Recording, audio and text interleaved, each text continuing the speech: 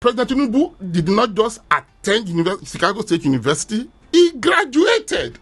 And the university has insisted under oath through the registrar, Caleb Westberg, that this man, the same man that is the president of Nigeria, actually attended, graduated with honors. There is no basis to forge a degree certificate that you earned. So, I'm trying to understand the logic behind the argument. Is it right to say that Nigeria's reputation is at stake and that is really what he's fighting for? I think Nigeria's reputation is not at stake here. It is actually the reputation of Atiku that is at stake. For someone who has occupied the second highest office in Nigeria, there's a level of decorum, there's a level of decency, and even for someone who aspired, having served as number 2 before, you are aspiring to be number 1, so you know the enormity of that office, you know the respect, the dignity, because the occupant of that office is the sovereign. So if you had worked as vice president for 8 years, you know the worth of that office.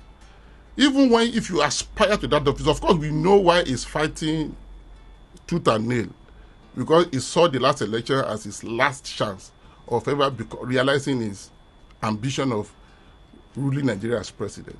So if he chose to generate controversy just to malign the current president, it reflects poorly on him, not President Tinubu, because you are just creating a storm where none exist.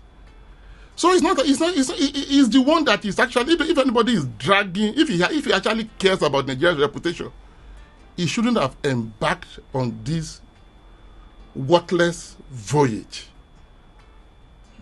See, so, in 2000 and was it 2000 and Al Gore, when he ran for election to succeed President Clinton and the Bush senior, when there was controversy on Florida, Al Gore actually won the majority vote, so they had to do a recount in Florida, 5,000 or less than how many thousand votes. So the reason Al Gore said, and I remember Al Gore came to Nigeria for Osigwe annual lecture, almost immediately after the Clinton presidency, and we asked him in his private suite at a hotel, why didn't you challenge the election knowing that you had the case? You know what he said, Dr. Abati?